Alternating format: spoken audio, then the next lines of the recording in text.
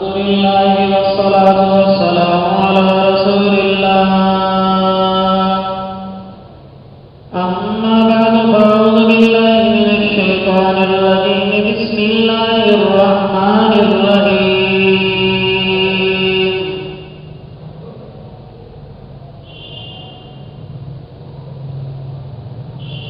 يا أيها الناس ضرب مثل فاستمعوا له. إن الذين تدعون من دون الله لن يخلقوا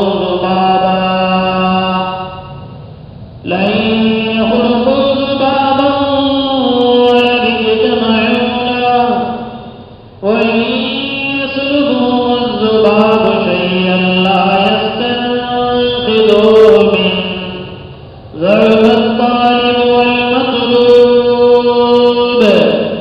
ما قدر الله حق قدره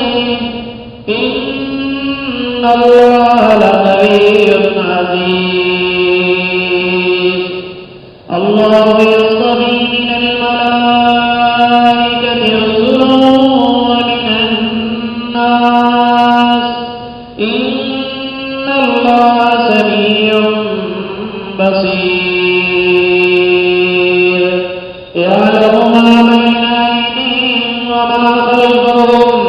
وإلى الله ترجع الأمور. صدق الله العلي العظيم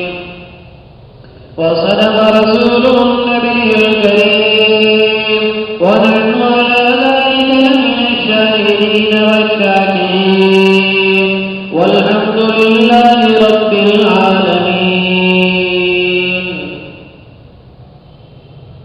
گزشتہ یہ بات بتائی گئی تھی کہ ہر امت کے لیے عبادت کے طریقے اللہ نے متعین کیے ہیں اور اس امت کے عبادت کے طریقے اللہ کے نبی کے ذریعے متعین کرائے گئے. ہر امت کے لیے قربانی کا طریقہ مختلف تھا. اس امت کے لیے قربانی کا طریقہ مختلف کیا گیا.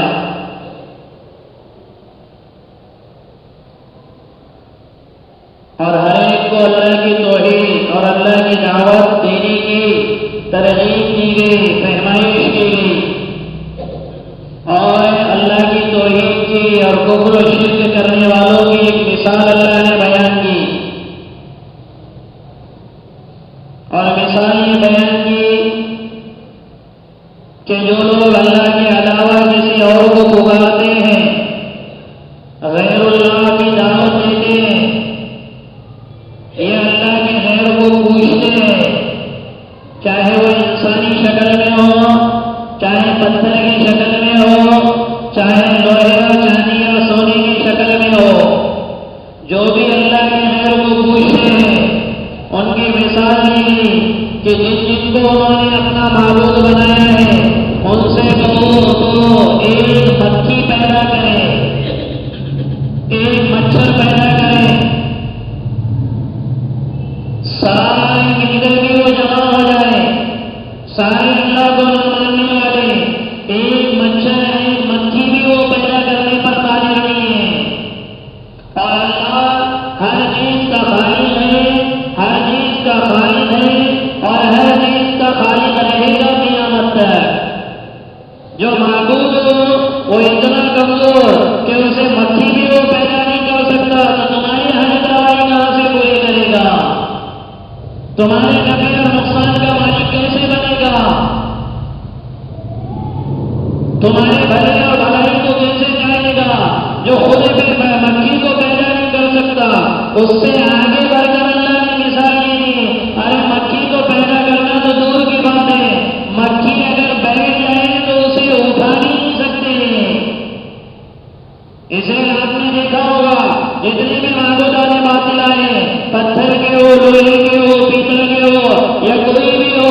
اگر ان کو اللہ کے غیر کے علاوہ پرستی کر رہے ان کے بدن پہ اور ان کے باڈی پہ اگر ایک مکھی بھی اگر بیٹھ گئی تو ان کی طاقت نہیں ہے کہ مکھی کو اٹھا نہ سکے. تو تمہارے کام کیسے آئے گے؟ تمہارے لیے خیر کا ذریعہ کیسے بنے گے؟ تمہاری برائیوں کو کیسے ہٹائیں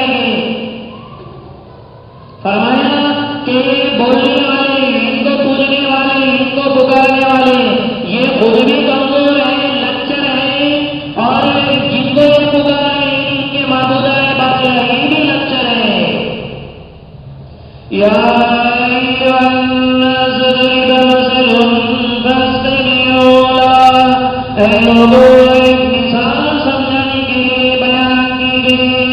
فاستمعوا لہ، اس مثال کو ذرا دھیان سے سنو، ان الذین تدعون من دون اللہ لن يخلقوا ذبابا، جو لوگ جن کو اللہ کے علاوہ تم لوگ پکارتے ہو وہ ایک مکھی بنانے پر بھی قادر نہیں ہے، وَلَئِنِ اجْتَمَعُوا لَهُ، ساری دنیا میں مل کر اگر ایک مکھی پیدا کرنا چاہے تو نہیں بنا سکتے، اور مکھی کو پیدا کرنا تو دور کی بات ہے، وَإِن يَسْلُبْهُمُ الذُّبَابُ شَيْئًا لَا يَسْتَنقِذُوهُ مِنْهُ، اگر مکھی ان پر بیٹھ جائے تو اسے ہٹا بھی نہیں سکتے، ضرب الطالب والمطلوب، عبادت کرنے والے بھی کمزور ہیں، جس کی عبادت کی جا رہی ہے وہ بھی کمزور ہے، لچر ہے، جو ان چیزوں کی پرستی کر رہے ہیں اللہ کو چھوڑ کر، وہ خود بھی لچر ہے، اور وہ جن کی پرستی کر رہے ہیں جس کو معبود بنایا ان کی عبادت تو اتنی ہے، ما قدر اللہ حق قدرہ، جیسے اللہ کی قدر کرنے کا حق تھا ویسے انہوں نے اللہ کی قدر نہیں کی، یعنی معبودان باطلہ کو خدا بنا دیا، پتھر کو پوجا کرنے لگ گئے، اللہ کا شریک بنا دیا، فرشتوں کو کہنے لگے نعوذ باللہ اللہ کی بیٹیاں ہیں، یہودی کہنے لگے عزیر اللہ کے بیٹے ہیں، عیسائی کہنے لگے نعوذ باللہ عیسیٰ اللہ کے بیٹے ہیں، تو یہ اللہ کی ناقدری ہے کہ اللہ کی ذات میں اللہ کی صفات میں کسی کو شریک کرے، یہ ناقدری ہے اللہ کی کہ کسی کو شریک کیا جائے، اس لیے اللہ کہے ما قدر اللہ حق قدرہ، جیسے اللہ کی قدر کرنے کا حق تھا وہ ایسے قدر نہ کر سکے، یہ اللہ شکایت کرے، اور فرمائے ان اللہ لقوی عزیز، یقینا اللہ بڑے طاقت کے رکھنے والے اور زبردست ہے، طاقت کے رکھنے والے اس لیے کہ اگر تم اس کی قدر کرو نہ کرو تب بھی اللہ اللہ ہی ہے، اس لیے حدیث میں اللہ پاک نے حدیث قدسی میں اللہ کے نبی نے اللہ پاک کا یہ فرمان بیان کیا کہ ساری دنیا مل کر اللہ کی عبادت کرنے پر آ جائے تو ذرہ برابر بھی اللہ کی عزت میں بڑھوتری نہیں ہوگی، اور ساری دنیا مل کر بھی شرک سے بھر دے پوری دنیا کو، ایک بھی اللہ کو سجدہ کرنے والا نہ رہے تب بھی اللہ کی عزت میں ذرہ برابر کمی نہ ہوگی، اللہ اللہ ہی ہے، امتحانی کیفیت سے اللہ پاک ہے، اس لیے طاقتور ہے، تم کرو نہ کرو اللہ اللہ ہی ہے، لیکن عزیز ہے، زبردست بھی ہے اللہ، اگر پکڑ کرنے پر آئے تو غالب آ کر رہتا ہے، اللہ پہ لا یغلبہ عن شیء، اللہ پہ کوئی چیز غالب نہیں آ سکتی، اس لیے ان چیزوں کو سمجھانے کے لیے اللہ لوگوں میں سے رسولوں کو چنتا ہے، اللہ یصطفی من الملائکۃ رسلا ومن الناس، اللہ فرشتوں میں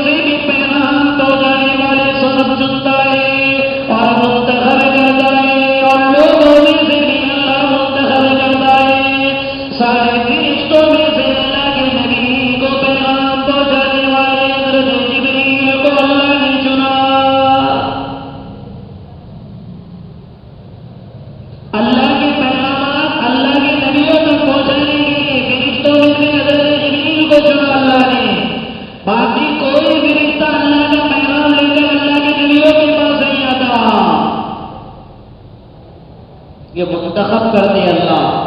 کہ میری بات دوسروں تک پہنچاؤ، میری بات دوسرے تک پہنچاؤ، تو فرشتوں میں سے بھی اللہ نے چنا اور نبی لوگوں میں سے بھی اللہ نبیوں کو چنتا ہے۔ وَمِنَ النَّاسِ، لوگوں میں سے کچھ کو چنتا ہے جو اللہ کا پیغام دوسروں تک پہنچاتے ہیں۔ وَمِنَ النَّاسِ، اور پہلا درجہ اس میں انبیاء کا ہے، سب سے اونچا درجہ سید الانبیاء والمرسلین محمد رسول اللہ صلی اللہ علیہ وسلم کا ہے، جو اللہ کے بندوں کو اللہ کے جبرائیل اللہ کے انبیاء تک پہنچاتے، اللہ کے انبیاء وہ تک پہنچاتے،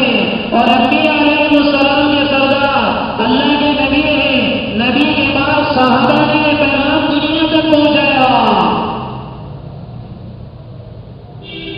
کیونکہ اللہ کے نبی تو جزیرۃ العرب سے بھی باہر نہیں نکلے، جبکہ آپ اپنا دین ساری دنیا کے لیے لے کر آئے تھے، تو پیغام کس نے پہنچایا؟ وہ آپ کے صحابہ نے پہنچایا۔ چنتا ہے اللہ، اور صحابہ کے بعد تابعین، تبع تابعین، اولیاء کرام، اکابرین، اور آج اللہ نے دعوت کی محنت کی وجہ سے پیغام کے پہنچانے والا اللہ نے چنا کہ دعوت کا کام دوسروں تک پیغام پہنچاؤ، کوئی سنے نہ سنے، کوئی مانے نہ مانے، اچھا ہو برا ہو، شرابی ہو نمازی ہو، ہر ایک تک اللہ کا پیغام جو تم کو ملا اللہ کی طرف سے وہ دوسروں تک پہنچاؤ۔ بلغوا عنی ولو آیا، میری ایک بانی اگر تم کو ملے تو اسے پہنچاؤ۔ اللہ یصطفی، اللہ چنتا ہے، اللہ چنتا ہے، منتخب کرتا ہے پیغام کے پہنچانے والے، اور جب وہ پیغام پہنچاتے ہیں ان اللہ سمیع بصیر، اللہ سنتا بھی ہے، دیکھتا بھی ہے، پیغام پہنچانے والوں کے پیغام کو سنتا بھی ہے اللہ، اور دیکھتا بھی ہے کہ پیغام صحیح طریقے سے پہنچا رہے ہیں یا نہیں پہنچا رہے۔ جبرائیل نے صحیح طریقے سے اللہ کے نبی کو پہنچایا، اللہ کے نبی نے صحابہ کو پہنچایا، اور صحابہ نے ہم تک پہنچایا۔ اب ہماری ذمہ داری ہے کہ ہم یہ پیغام صحیح پہنچائیں۔ بے دین لوگوں کو دیندار بنانے کی فکر کرے، اگر دیندار ہے تو ان کے دین میں جان پیدا کرنے کی فکر کرے۔ اللہ سنتے ہیں، دیکھتے ہیں، یعلم ما بین ایدیہم وما خلفہم، اگلا اور پچھلا سارا علم اللہ کو ہے، پہلے کیا ہوا ہے آدم تک اللہ کو پتا ہے، آئندہ کیا ہونے والا ہے اللہ کو وہ بھی پتا ہے، آگے اور پیچھے کا سارا علم اللہ کی قدرت میں۔ وَإِلَى اللَّهِ تُرْجَعُ الْأُمُورُ، اور سارے امور کا دار و مدار بھی اللہ ہی پر ہے، ہر چیز کے مالک اللہ ہے، اس لیے جو ذمہ داری اللہ نے دی ہے وہ ذمہ داری ہم پورا کریں۔ جبرائیل نے پوری کی، نبیوں نے پوری کی، خاتم الانبیاء والمرسلین نے پوری کی، اور پھر صحابہ نے، تابعین نے، یہ ہماری ذمہ داری ہے۔ وَإِلَى اللَّهِ تُرْجَعُ الْأُمُورُ، سارے معاملوں کا دار و مدار اللہ پہ، اللہ ہی پر ہے، اس لیے صرف جو ذمہ داری تم کو ملی ہے اس کو پورا کرو، اللہ دیگر تمہاری ذمہ داریوں کو پورا کرے گا۔ اللہ ہمیں کی توفیق عطا فرمائے۔ بسم اللہ الرحمن الرحیم، اللہم لک الحمد کلہ ولک الشکر کلہ ولک الثناء کلہ ولک الملک کلہ ولک الحمد کلہ وإلیک یرجع الامر کلہ بیدک الخیر کلہ انک علی کل شیء قدیر۔ اللہم صلی علی سیدنا محمد صلی اللہ علیہ وسلم بالارواح، وصلی علی جسد سیدنا محمد صلی اللہ علیہ وسلم بالاجساد، وصلی علی قبر سیدنا محمد صلی اللہ علیہ وسلم بالقبور۔ اللہم اهدنا بنا الناس جميعا، اللہم